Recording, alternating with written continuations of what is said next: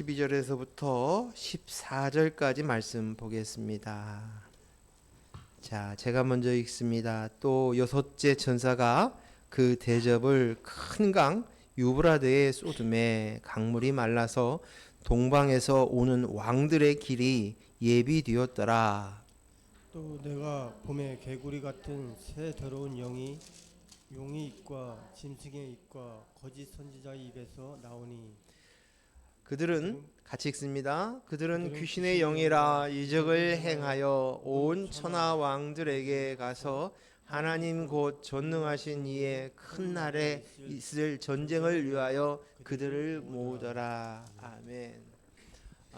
오늘 하나님께서 주시는 이 본문의 말씀을 보면서 제가 설교 제목으로 정한 것은 전쟁할 용기입니다. 전쟁할 용기. 오늘 말씀을 보면서 우리가 매번 전쟁할 용기를 가지고 전쟁을 치루어서 아버지께 영광을 돌릴 수 있기를 바랍니다. 자, 12절 우리 같이 한 번 더 읽습니다. 시작. 또 여섯째 천사가 그 대접을 큰 강 유브라데에 쏟음에 강물이 말라서 동방에서 오는 왕들의 길이 예비되었더라. 여기 여섯 번째 대접 재앙인데요. 큰 강 유브라데 강에 그 대접에 있는 재앙을 쏟았다라고 얘기합니다.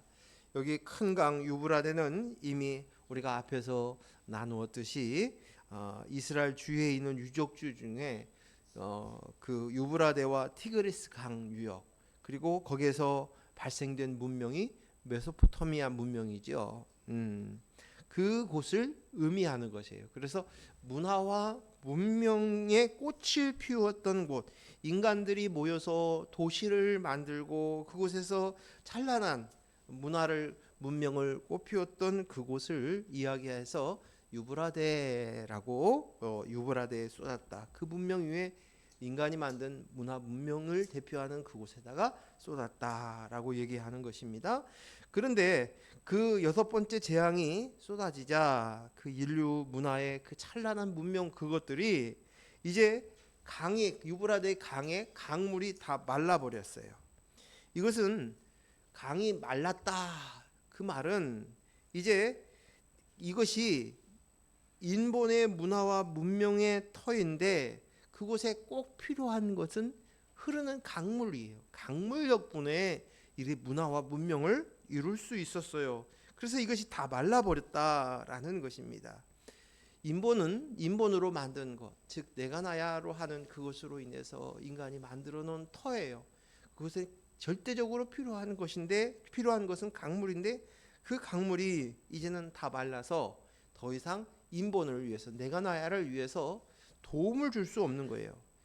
그 물로 인하여서 그 강물로 인해서 기름진 땅과 터 위에서 농사를 짓고 도시를 만들고 풍요로운 삶을 이끌어 왔는데 이것이 물이 마르니 더 이상 풍요와 화려한 문화와 문명은 그칠 수밖에 없다. 그것을 이야기하는 것입니다. 세 번째로 그런데 또 오는 강물이 마르니까 어떤 일이 벌어졌냐면 동방에서 오는 왕들의 길이 열렸다 이렇게 표현을 하는 거예요. 그동안에는 그 길이 없었는데 그 강물이 말라버리니까 그 마른 강물 때문에 이제 동방의 왕들이 길을 왔다라고 이야기하는 것입니다. 여기에 동방의 왕들이 왔다라는 말은 단순히 그냥 사람들이 왔다는 그런 얘기가 아니라 전쟁하러 왔다는 거예요. 그들이 이제 정복하기 위해서 없었던 강이 없어지자 그 길을 통해 가지고 이제 전쟁을 치르기 위해서 쳐들어왔다는 거예요. 전쟁들이 공격을 위해서 쳐들어왔다. 그 이야기입니다. 오늘 여섯 번째 대접 재앙과 우리가 앞에서 봤던 나팔 재앙 중 여섯 번째 재앙을 읽어보면 많이 흡사한 내용이 있어요. 그것도 한번 보겠습니다. 계시록 9장 14절에서 16절 말씀 읽습니다. 나팔 가진 여섯째 천사에게 말하기를 큰 강 유브라데에 결박한 네 천사를 놓아주라 하매 네 천사가 놓였으니 그들은 그 연, 월, 일, 시에 이르러 사람의 3분의 1을 죽이기로 준비된 자들이라. 마병대의 수는 2만만이니 내가 그들의 수를 들었노라. 여기 여섯째 나팔 재앙 때에 똑같이 유브라데에 결박한 천사가 사람을 죽이러 오는데라고 이야기합니다. 그런데 오늘 이 나팔 재앙과 대접 재앙에 보면 똑같이 유브라데에서 재앙이 떨어졌는데 그 앞에서는 사람을 죽이려고 온다라고 했는데 여기는 동방의 왕들이 전쟁을 하려고 정복하기 위해서 다스리기 위해서 쳐들어 오는 것입니다. 이 말은 앞에 나팔 재앙보다도 지금 대접 재앙이 강도가 세진 거예요. 점점점 이제 직접적인 그 사건이 벌어지는 것입니다. 동방의 왕들은 이 땅을 다스리는 통치자들을 상징합니다. 그런데 이 왕들이 유브라데 강에 이 말라서 도로가 되니 이제는 땅이 굳어져 있으니 단단해지니까 그들로 쳐들어와서 전쟁을 일으키고 이제 치열하게 싸움이 벌어질 것을 이야기하는 것입니다. 이것은 인본이 말라버리니까 그 강물이 문화 문명을 이루었던 것은 강물 덕분인데 그 강물이 멈췄다. 이 말은 인본인 내가 나야가 이제 그치게 되어지니까 이제는 땅이 된 거예요. 그리고 난 다음에 뭐가 벌어졌냐? 전쟁이 이제 치러지게 됐다. 이 말이에요. 이 전쟁은 그 이제 인본이 말라버리니까 이제 전쟁이 벌어지는데 이 전쟁을 도망치지 않고 싸움을 시작하게 된다 이거예요. 전쟁이 오자 쳐들어오면 도망가서 어디에 숨고 그런 것이 아니라 이제 한번 싸워보자. 용기가 생긴 거예요. 대적하는 전쟁이 치열하게 벌어지게 되는 것입니다. 대접재앙이 오니까 비로소 전쟁이 시작이 됩니다.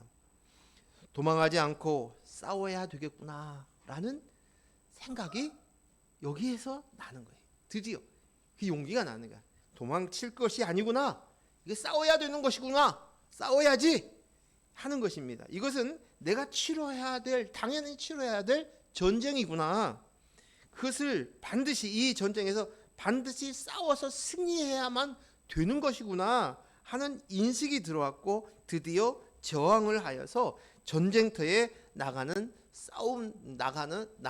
그런 용기를 가지고 싸움터에 나간다는 것입니다. 오늘 이 장면을 보면서 저는 어떤 장면이 보냐면 블레셋 군대가 이스라엘을 쳐들어왔을 때 이스라엘 군대들이 블레셋의 그 골리앗 장군과 함께 그 많은 숫자의 군대가 쳐들어오자 이스라엘 백성들이 어땠어요? 이스라엘 군대들이 다 골짜기에 숨는 거예요. 숨어서 벌벌벌 떨고 골리앗의 그 이야기하는 비방하는 하나님을 비방하는 모멸적인 그런 언어들을 다 들으면서도 가만히 숨어가지고 벌벌벌 떨고만 있는 장면이 나옵니다. 근데 그때 다시 소년 다윗이 형들에게 줄 도시락을 들고 왔다가 그 이야기를 듣고 난 다음에 그가 벌떡 일어나서 소년 다윗이 물맷돌 3개를 들고 골리앗과 싸움을 하기 위해서 나가는 장면이 있습니다. 그것은 다윗 자신이 힘이 세서 그것이 또는 전쟁에 능한 장수여서 아닙니다. 그가 가지고 있는 무기가 훌륭해서가 아니었습니다. 다윗의 고백에 보면 그것은 너가 하나님의 이름을 모욕하였기 때문에 내가 하나님의 백성으로서 하나님의 아들로서 도저히 참을 수 없다. 네가 나보다 키가 크고 무기도 강하고 싸움도 잘하고 좋은 무기를 가지고 있다 할지라도 그러나 이 소년 다윗에게 있어서 하나님을 모욕하는 그 이름, 하나님의 이름을 업신여기는 이 이름 앞에 소년 다윗이 견딜 수 없어서 전쟁터에 내가 나가겠습니다. 자원하여서 전쟁터에 나가는 것입니다. 그러면서 소년 다윗이 뭐라고 얘기를 합니까? 사무엘상 17장 45절 말씀 읽습니다. 다윗이 블레셋 사람에게 이르되 너는 칼과 창과 단창으로 내가의 나와 오거니와 나는 만군의 여호와의 이름 곧 내가 모여가는 이스라엘 군대의 하나님의 이름으로 내게 나아가노라. 아멘. 비로소 전쟁을 하는 것을 알고 다윗이 이 두렵고 떨며 모든 형을 비롯한 모든 군대들이 벌벌 떨고 있었지만 소년 다윗에게는 무엇이 있었기에 이렇게 전쟁터에 나갈 용기가 있고 그곳에 나가서 싸우게 되는데, 내가 전쟁에 나가지 않을 수 없는 이유는 네가 하나님을 모욕했기 때문이다. 그리고 너는 칼과 단창을 의지하지만 나는 하나님의 이름을 의지하여서 너에게 간다라고 천명을 하고 전쟁을 시작합니다. 소년 다윗은 사람의 눈에 보기에는 보잘것없는 작은 아이에 불과합니다. 양을 치는 양치기 소년이었으니까 아마 그 모습도 여전히 양치기의 모습이었을 것입니다. 그런데 오늘 소년 다윗을 향하여서 하나님께 뭐라고 말씀하시냐면 그가 내 마음에 합한 자다. 내가 그 하나님의 마음에 내 마음과 같다, 합하다, 하나다 라고 이야기하고 있는 거예요. 이게 놀라운 고백인 거예요. 사무엘상 16장 7절 읽습니다. 시작. 여호와께서 사무엘에게 이르시되 그의 용모와 키를 보지 말라. 내가 이미 그를 버렸노라. 내가 보는 것은 사람과 같지 아니하니 사람은 유모를 보거니와 나 여호와는 중심을 보느니라 하시더라. 하나님께서는 다윗을 중심을 보셨다라고 얘기하는 거예요. 사무엘이 봤을 때 그의 다윗의 형들을 이렇게 쭉 보니까 마음이 약간 너무 흡족한 거예요. 그이니까 엘리압이 그이니까 하고 나섰을 때 하나님 아니다, 그는 아니다 라고 얘기합니다. 여기에 그 이세 다윗의 아버지한테 아들들을 데려오라라고 얘기했는데 아들이 7인데 6만 데려오는 거예요. 그 막내는 가서 양을 치고 있는 거예요. 그러니까 아버지의 생각에 사무엘 선지자 앞에 내세울 아들의 숫자 안에 다윗은 들지 못한 거예요. 그가 어렸기 때문이기도 하고 또 여러 가지로 봤을 때 아직 철없는 개구장이 정도로 생각을 했는지 어쨌는지 그건 잘 모르지만 어쨌든 그 숫자에 들지 않은 거예요. 하나님 계속 고개를 흔들고 마지막 다윗을 불러냅니다. 어린아이였습니다. 형처럼 외모가 훌륭하지도 않고 아직 자라나지 않은 미숙한 아이였습니다. 그런데 오늘 하나님께서는 분명하고 단호하게 말씀합니다. 나는 외모 보지 않아. 중심 본다. 내가 내 중심을 보는 하나님인데 그가 내 마음에 합하다라고 표현합니다. 이 표현은 그 사도행전에서 보면 13장 22절에 보면 내가 이새의 아들 다윗을 만나니 내 마음에 맞는 사람이라 내 뜻을 다 이루리라 이렇게 말씀하셔요. 내 마음에 맞는 사람이다. 그래서 내 뜻을 다 이루리라 라고 이야기하시는 것이에요. 그러니까 하나님의 뜻을 이루는 것은 하나님의 마음에 합한 사람만이 하나님의 뜻을 이룰 수 있는 것이에요. 근데 오늘 소년 다윗을 봤을 때 그가 정말 내 마음에 맞다. 마음에 합하다. 그래서 내가 그를 통해서 하나님의 뜻을 이루리라. 우리가 잘 알고 있듯이 다윗의 후손을 통해서 예수 그리스도를 통하고 예수 그리스도의 십자가의 사건을 통해서 오늘 하나님의 뜻을 이루셨죠. 다 이루셨죠. 오늘 그뿐만 아니라 오늘 다윗을 바라봤을 때 그가 내 마음에 합하다. 내가 마음의 중심을 봤는데 그가 나하고 같다라고 이야기하는 것이에요. 그 도대체 다윗 안에 그 마음의 중심은 무엇인가? 우리는 그것에 관심을 가져야죠. 사무엘상 16장 12절 13절 한번 읽습니다. 시작. 이에 사람을 보내어 그를 데려오매 그의 빛이 붉고 눈이 빼어나고 얼굴이 아름답더라. 여호와께서 이르시되 이가 그니 일어나 기름을 부으라 하시는지라. 사무엘이 기름 뿔병을 가져다가 그의 형제 중에 그에게 부었더니 이날 이후로 다윗이 여호와의 영에 크게 감동되니라. 사무엘이 떠나서 라마로 가니라. 아멘. 다윗을 왔는데 다윗의 겉에 보여주는 외모의 모습들을 표현하고 난 다음에 이가 나다. 내가 말했던 그가 바로 다윗이다라고 하면서 기름을 부읍니다. 기름은 성령을 상징하지요. 성령을 부은 거예요. 그렇죠? 하나님의 영에 충만한 감동된 모습들을 보게 되어졌고, 우리가 알듯이 악령에 시달리고 있는 사울 왕을 그가 찬양을 하면 악령이 떠나가서 그게 위로를 받고 치유를 받는 장면을 보게 됩니다. 즉 다시 말해서 오늘 다윗이 하나님의 영과 합한 한 그릇이 되었다는 것이에요. 그러면 오늘 다윗은 소년 시절에도 사람의 마음에 들거나 사람 보기에 보암직하지는 않았을런지는 모르지만 이스라엘 왕이 된 이후에도 또 다윗이 봤을 때 그의 인생을 봤을 때 인본을 봤을 때 사람이 보기에도 합당하지 못할 뿐만 아니라 우리가 정말 분노하는 것은 뭐예요? 그 자기에게 충성을 당하는 그 우리아의 아내 보디발을 자기 아내로 취해 버리잖아요. 그리고 자기에게 충성한 부하 장수들을 다 전쟁터에 자기의 죄를 감추기 위해서 그 비열하게 전쟁터에 다 죽이는 그런 일들을 범한 일을 합니다. 그래서 인간적으로 그가 완전하다, 온전하다 그런 뜻은 아니라는 거예요. 그냥 죄가 없다 그런 뜻이 아니라는 거예요. 그의 도덕적으로 윤리적으로 합당하다 그런 뜻은 아니라는 것이에요.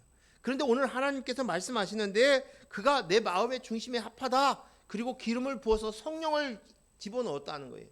그렇다면 오늘 다윗 안에 가지고 있었던 그 중심은 무엇인가? 그리스도의 영을 모실 만한 중심은 무엇인가? 그건 뭘까요? 그것은 나는 흙입니다. 먼지입니다. 이것은 나는 아무것도 아닙니다라는 그런 것이 아니라 하나님께서 흙의 먼지에 불과한 이 상황 가운데에서 그것으로 사람을 만드셨어요. 흙으로 사람을 빚으셨어요. 그리고 그 코에 생기를 불어넣어서 생명이 되게 만드셨어요. 그래서 나는 본디 흙이요 먼지에 불과합니다. 재에 불과합니다. 이것을 가지고 있는 그 중심이었다는 거예요. 즉 다시 말해서 그리스도의 영을 받을 만한 중심이 그 안에 있었다는 거예요. 그가 도덕적으로 윤리적으로 훌륭하고 맞고 온전하여서 그랬던 것이 아니라 그 마음에 그리스도의 영을 받을 수 있는 나는 주인이 아닙니다. 흙이요 먼지입니다. 라는 것을 알고 있었기 때문이라는 거예요. 오늘 우리가 그리스도의 영으로 납니다라고 사는 우리가 입으로 매번 고백을 하면서도 실제로 이렇게 우리가 그리스도의 영으로 납니다로 살지 못하는 것은 내가 본디 흙이요 먼지요 아무것도 아니었다라는 인식이 첫 번째 단계인데 이것이 아닌 거예요. 나 그래도 괜찮은데 내가 이만하면 뭐 괜찮지, 이 정도는 괜찮아. 또 다른 사람 뭐 범죄자들의 모습들을 행함의 모습들 겉으로 보이는 도덕 윤리 죄를 짓는 사람들을 보면 나는 그래도 괜찮아 하는 이 생각들이 우리 마음의 밑바닥에 깔려 있기 때문이에요. 그래서 이런 생각들이 있으니까 정말 그리스도 영이 납니다, 그리스도 영으로만 납니다가 아닌데 그리스도 영으로 납니다 하면서도 내가 나야를 여전히 같이 행하는 것이, 오늘 소년 다윗 안에 중심에 합한 그 마음에는 성령이 임할 만한 바닥이 되어 있었다는 거예요. 바닥이. 예수 그리스도께서 내가 되셔서 내 대신 십자가에 못 박혀 죽으셨습니다. 이 사건은 뭐냐면 이제 비로소 우리가 그리스도의 영을 받을 수 있는 준비가 됐다는 거예요. 그 죄값을 치르고 내가 정말 죄인이구나, 내가 흙이구나 먼지구나라는 인식이 되었을 때 이제는 성령을 줄 준비가 되었다는 얘기예요.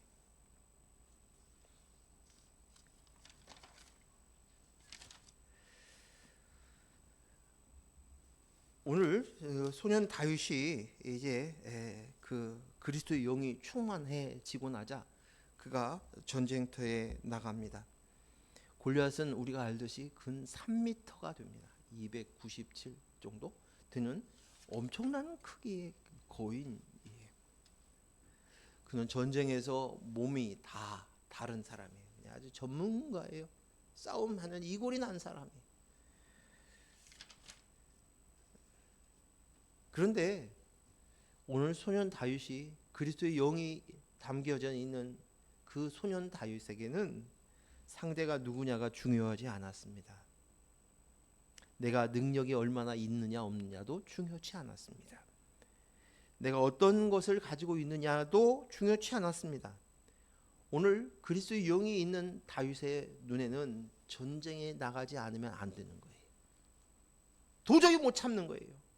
그리스도의 영이 있는, 성령이 있는 기름 부음 받은 다윗으로서는 그가 상대가 누구이든 간에 골리앗이든지 골리앗 할아버지라 온다 할지라도 도저히 못 참는 거예요. 응? 이 전쟁터에서 내가 반드시 나가야 되겠고 이 전쟁은 내가 꼭 승리하겠다라는 것이, 이것은 그 안에 그리스도의 영 성령이 있기 때문입니다. 그리스도의 영이 있는 자는 아버지 하나님을 모욕하고 하나님의 거짓으로 하나님 노릇하는 모습 앞에 아들의 영을 가진 자가, 예수 그리스도로 십자가로 얻은 그리스도의 영이 있는 자는 분노하지 않을 수 없고 전쟁에 나갈 수밖에 없다는 거예요. 이 전쟁에 나갈 용기가 그냥 생겨난 게 당연한 것인 거예요. 우리가 아무리 그 힘이 없다 할지라도 우리 간혹 가다가 누군가가 내 아버지를 모욕했을 때 자식으로서 그 이야기를 가만 참는 사람은 거의 없습니다. 불끈하는 것이. 불끈하는 것이. 저는 그런 모욕을 당해본 적은 실질적으로 없는데 한 번은 이런 적이 있었어요. 저하고 그 사촌 형님이 한 분 계시는데 그 형님하고 같이 자취를 할 때였어요. 근데 길을 같이 가다가 둘이 같이 가고 있는데 술 취하신 분이 와가지고 형님한테 해코지를 하는 거예요. 근데 같이 가고 있는데 왜 저한테는 안 그러고 막 하는 거예요. 근데 그때는 청소년 시기인데 제가 가만히 이렇게 피하러 가다가 형님을 해코지 하니까 그 순간 막 부르르 올라가는 거예요.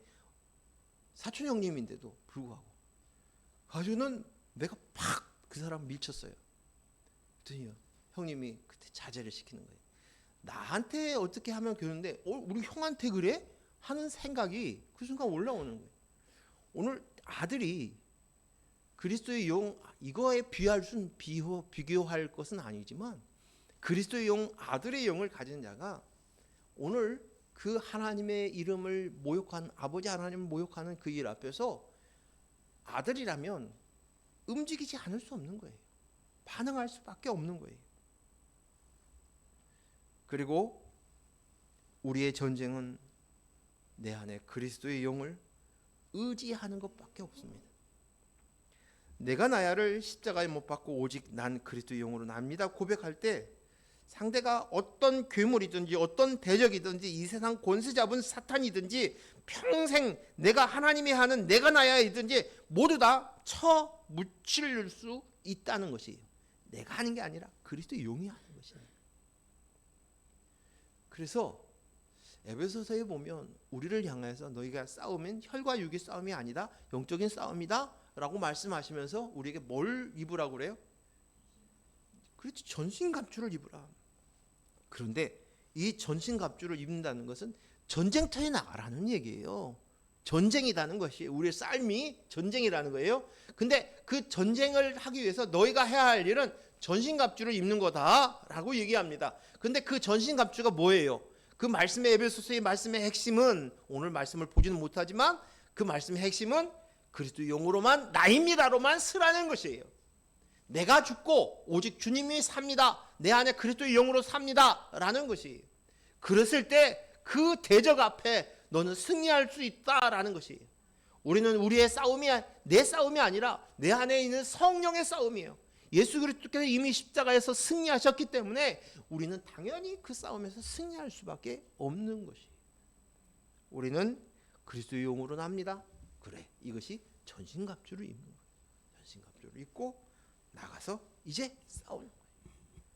그리고 우리가 알듯이 골리앗을 쳐서 그리스도의 승리하심들을 보여주시는 것이. 13절 말씀 또 읽습니다. 같이 읽습니다. 또 내가 몸에 개구리 같은 새 더러운 용의 입과 짐승의 입과 거짓 선지자의 입에서 나오니. 아멘. 더러운 새 영이 있습니다. 근데 그 영은 용의 입과 짐승의 입과 거짓 선지자의 입이 나오고 그 모습은 개구리 같다라고 얘기합니다. 개구리 같다는. 이제 전쟁할 대상이 정체가 드러나는 것이죠. 근데 여기에 보니까 입을 이야기하고 있어요. 입은 어떤 곳입니까? 말을 하는 곳이 입입니다. 그렇죠? 말이 나오는 곳입니다. 또 입은 뭐 합니까? 먹는 것, 마시는 것을 입으로 합니다. 그래서 무엇을 먹느냐, 입느냐, 먹느냐, 마시느냐에 따라서 그것이 어떻게 돼요? 내 몸이 되는 거예요. 내 몸에. 응? 내 몸이 되기도 하고 에너지가 되고 힘이 되는 거예요. 내가 무엇을 먹느냐에 따라서 그 사람이 되는 거예요. 그러니까 우리가 보면 결국 몸이 나는 경우는 어떻게 해요? 정말 몸이 나는 음식들을 많이 먹기 때문에 그 결과잖아요. 또 물론 그렇지 않은 체질적으로 뭐 우리 홍 집사님처럼 아무리 먹어도 안 찌시는 그런 체질도 있을 수 있지만, 그렇지만 뭘 먹느냐에 따라서 그 몸으로 드러나는 거예요. 그냥 입으로 뭐가 들어가느냐에 따라서 그렇게 나옵니다. 또 말은 입으로 말을 하는데 말은 뭐냐? 그 사람이 어떤 생각을 가지고 있느냐, 어떤 가치관을 가지고 있느냐, 어떤 사고방식을 가지고 있느냐, 어떤 세계관을 가지고 있느냐, 그것들을 입으로 토해내게 되어 있어요. 입을 통해서. 그러면 입으로 나와서 그 생각만 있었던 것이 어떤 형상이 되어지고 모양이 되어지고 그렇습니다. 그래서 입이 나오는 그것으로 인해서 그 사람이 어떤 사람인가가 보여주는 거예요. 입으로 먹어서 인해서 어떤 외형적인 모양들이 갖추어졌다면 입에 나오는 그것으로 인해서 그 사람이 어떤 사람인가, 어떤 생각을 가지고 있는 사람인가, 어떤 가치관을 가지고 있는 사람인가, 그것들을 입을 통해서 볼 수 있고 알 수 있다는 것이에요. 드러내는 장소인 것입니다. 무엇을 먹었느냐인가에 따라서 우리는 몸을 이루고, 또 먹었던 입으로 다시 그 입으로 그 속에 있는 것들이 어떤 것을 가지고 있는가를 토해내는 곳이 바로 입인 것입니다. 그런데 그 입이 짐승, 용, 거짓 선지자의 입이고 그 입들은 개구리 같다라고 이야기하고 있습니다. 자, 우리가 앞에서 계시록을 보면서 거짓 선지자의 출처가 어디라고 나와 있었습니까? 그 출처는 용이고 짐승이라고 했습니다. 거짓 선지자들이 무엇을 합니까?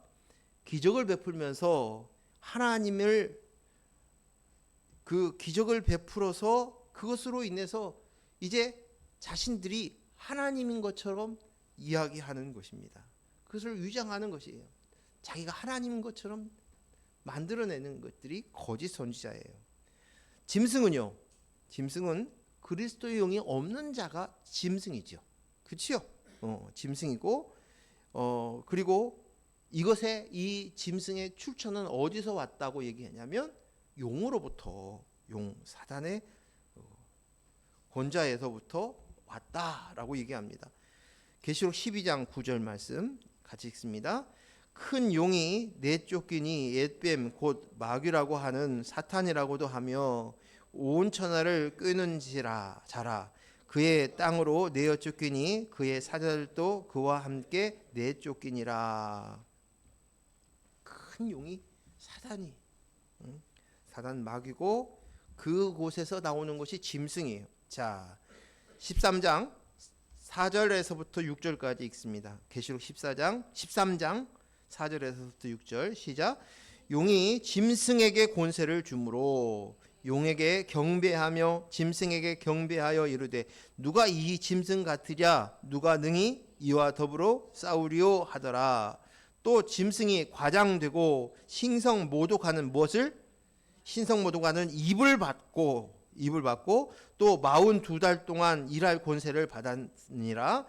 짐승의 입을 벌려 뭐합니까? 하나님을 향하여 비방하되 그의 이름과 그의 장막 곧 하늘에 사는 자들을 비방하더라. 지금 오늘 짐승의 입을 통해서 하는 일들이 어떠닌가? 그에게 입을 허락했다는 거예요. 그 입으로 이야기하는 것들이 나오는 것이 뭐냐면 하나님을 향해서 비방하는 일이 그들의 일이에요. 그들이 입을 벌렸다면 하늘에 사는 자들을 비방하는 것이 그들의 일이라는 것이에요. 이게 짐승이 하는 일이고 거짓 선지자가 하는 일이고 용으로부터 나온 것이라는 사실입니다. 여기에 더러운 영이 있는데 이 더러운 영의 실체는 이게 용이고 짐승이고 거짓 선지자다라고 이 세 가지가 사실은 한 가지인데 이것으로 이야기하는 것은 하나님을 흉내내는 거예요. 우리가 알듯이 하나님은 성부, 성자, 성령의 삼위의 하나님이라고 우리가 알고 있는 거예요. 그처럼 이 지금 그 더러운 영들도 똑같이 삼위를 흉내내고 있는 것입니다. 사탄 마귀가 심어준 너도 하나님처럼 될 수 있다라는 이 거짓말로 살아가면서 나는 하나님이야, 내가 하나님이야, 나도 하나님처럼 살 수 있어, 내가 하나님이야 라는 것, 이것이 바로 내가 나야 하는 거예요. 하나님만이 내가 나야 할 수 있는데 내가 나야 하면서 사는 것입니다. 내가 나야 하는 것이 뭐예요? 내 배가 신이다. 신이에요. 자, 그것을 신으로, 하나님을 섬기는 게 아니라 자기 배를 신으로 섬기며 살아가는 인생의 인본의 모습, 이것입니다. 이것이 어디서? 거짓 선지자요, 짐승이 하는 것이요, 그리고 용으로부터 나온 것입니다. 우리에게 처음 선악과를 주면서 뭐라고 얘기했습니까? 선악과를 먹으면 너도 하나님처럼 될 수 있어.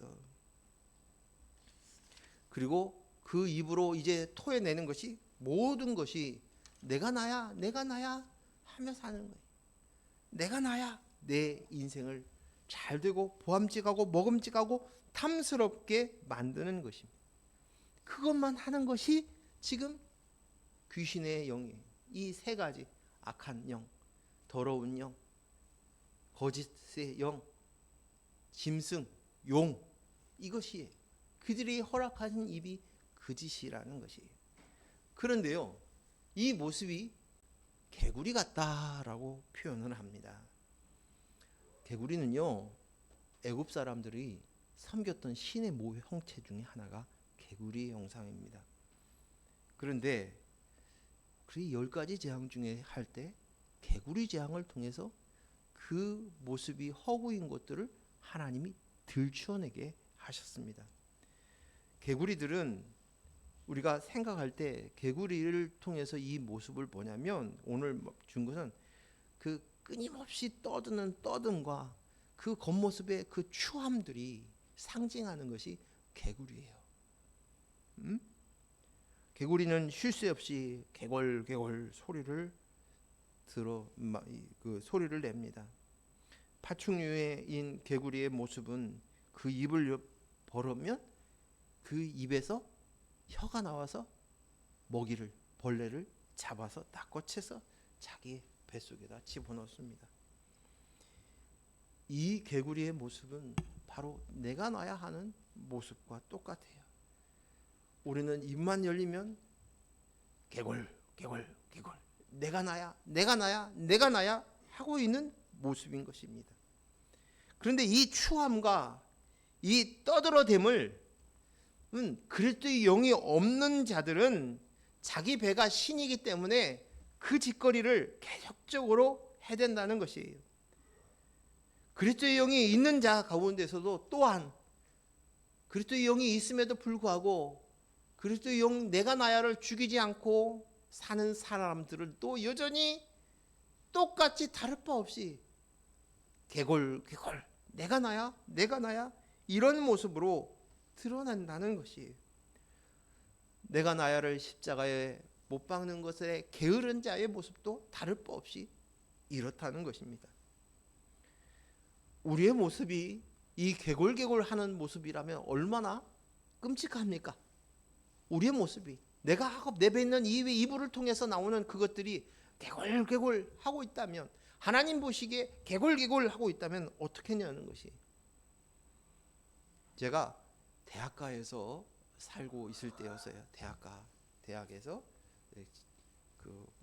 제가 나온 모교 대학가 앞에서 살았는데, 근데 밤이 되면 엄청난 소리가 들립니다. 황소 소리처럼 개골 개골 개골 이러는 거예요. 황소 개구리가 대학가 안에 그 호수를 만들어 놓은 정원에 누가 거기에 황소 개구리를 놔뒀나 봐요. 근데 이게 스피커 소리 같아요. 가주는 막 그 캠퍼스 안을 다 울릴 정도로, 밤이니까 얼마나 잘 어울립니까? 개걸 개걸 하는데, 와, 장로님 기억나십니까? 안 나요. 사모님 기억나시죠? 그 소리가 엄청나게 많이 나요. 그 엄청난 그 황소개구리의 그 엄청난 개골개골 그 소리가 오늘 내가 나야를 살려주고 있고, 내가 나야의 생각과 사고 속에서 그저 십자가에 못 박혀 죽지 않는다면 그 짓을 우리가 하고 있다는 것을 상상해 보십시오. 얼마나 끔찍합니까? 혹시 내가 개골 오늘 또 하고 있지 않는지. 이 그림으로 이렇게 보여주시니까 더 실감이 나는 거예요. 내가 개구리 짓은 하지 말아야지 하는 생각들을 갖게 됩니다. 자, 14절 말씀 보겠습니다. 14절 같이 읽습니다.